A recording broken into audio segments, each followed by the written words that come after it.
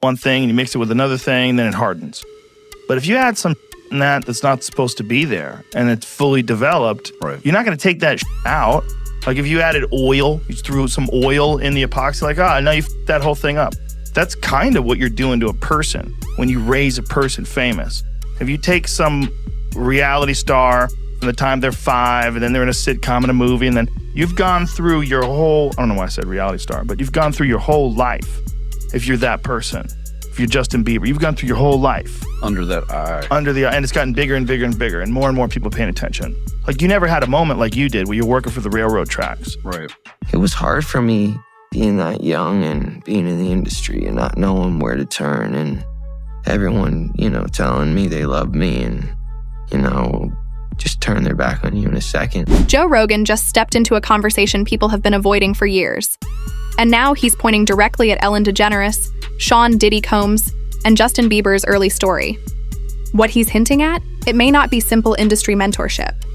It's about what might have really happened behind closed doors, at a time when Bieber was too young to fully understand it.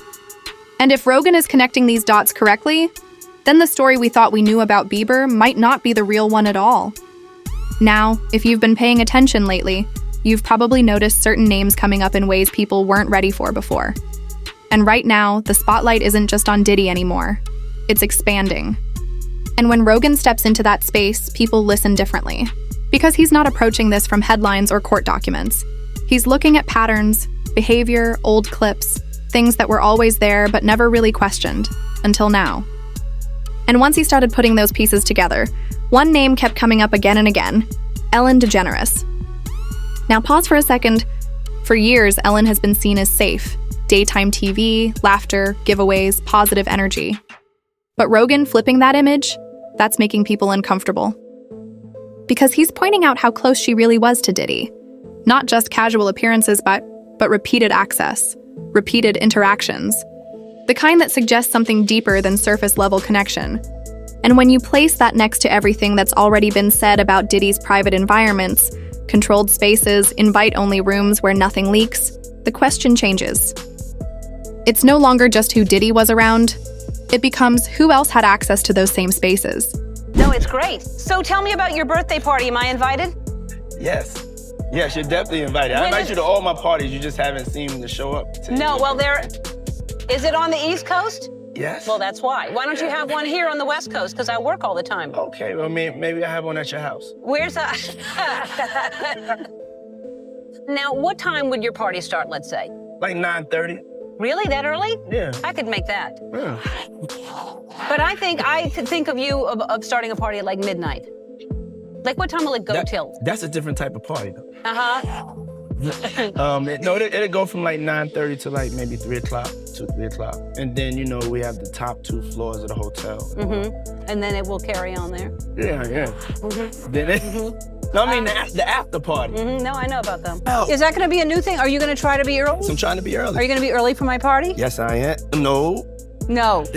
I have to arrive fashionably late. All right. Not too late, though. Not too late? Not too late, please. What time would you like me there? I'll tell you later. Okay. But not too late. Because, once you get there, the party really starts. Yeah. You know what I'm saying? I got you. I promise you I'm not going to let you down on this big one. All right, For good. real. Good. Your feet are going to have blisters. You're going to be dancing so hard. I can't wait. And Rogan didn't stop there. Once Ellen entered the conversation, things started shifting toward roles, patterns that point to facilitators, connectors, people who weren't just present but may have helped maintain those environments. That's when the name Ghislaine Maxwell starts coming up, not as a direct link but as a reference point for how these systems can operate. Think about that carefully. Powerful environments don't run themselves. So the real question becomes, who was organizing access? Who was making introductions? Who was keeping everything looking normal on the outside, while things stayed hidden inside? And according to how Rogan framed it, Ellen's position in Hollywood gave her a level of reach that most people never questioned at the time. Now bring it back to Justin Bieber, because at the center of all this is him. A 13-year-old kid from Canada, stepping into a world built on power, influence, and connections he couldn't fully understand. At first, everything looked clean. Usher steps in, mentorship, guidance, opening doors. But then, one of those doors leads to Diddy. And that's where the real questions begin. Why was Diddy so interested in spending private time with someone that young? Why were there moments described that couldn't be talked about publicly? And why did it all seem normal back then, but feels completely different now? Tired of being played out. Like, all of this is weird. And it's just, it's the symbolism, it's all of that. I'm tired of Usher. I wish somebody would come out and just like sue him. Like, we need Usher. No, we do. We need a victim to come out and be honest about him. Because what I'm realizing is that he's gonna fake the funk into the victim. Man. He's just gonna keep on sucking the devil's. And I don't know, like with a baby, that pacifier, sometimes you gotta pull it out. You know what I'm saying? And take it away, right? When the baby's used to sucking on the pacifier. Because now old clips are resurfacing. Diddy talking about spending time alone with Bieber, describing experiences he couldn't disclose, calling it something every young artist would dream of. And Rogan pointed out something simple, but powerful. Mentorship doesn't usually come with secrecy. So what exactly was being kept hidden? Now this is where the tone shifts, because it's no longer just about what was said back then. It's about how Bieber has behaved ever since. So check this out, yo. Justin, you ever seen the movie 48 Hours? Right now, he's having 48 hours with Diddy, him and his boy. They're having the times of their lives, like, where we hanging out and what we doing. We can't really disclose, but it's definitely a 15-year-old's dream. I have been given custody of him. He signed to Usher. I had legal guardianship of Usher when he did his first album. I did Usher's first album. I don't have legal guardianship of him, but for the next 48 hours, he's with me. So and we gonna go full crazy. Going Crazy. The emotional interviews, the breakdowns, the way he talks about protecting younger artists like Billie Eilish. That doesn't sound like someone just dealing with fame. It sounds personal. Even Bieber himself has hinted at betrayal. People he trusted turning out to be very different behind closed doors. Now Rogan connects that back to the environment. Because if a young artist is placed in rooms they didn't choose, surrounded by powerful figures, then responsibility doesn't fall on just one person. It spreads across everyone who had access. It was hard for me being that young and being in the industry and not knowing where to turn, and everyone, telling me they love me and, just turn their back on you in a second. I just want to protect her, I don't want her to. And that's where Ellen comes back into the picture. If she was close to Diddy, comfortable in that circle, present in that world, then naturally people start asking, how much did she know? And that question alone changes everything. Because Rogan didn't frame this as an isolated situation.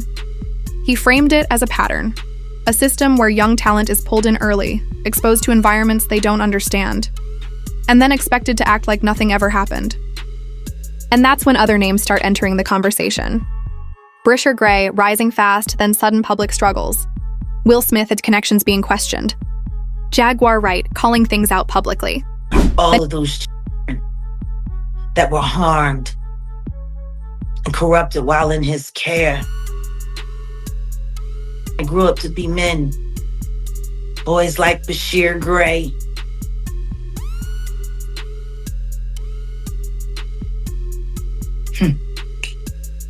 August Alsina. Your own son. Like, your own son.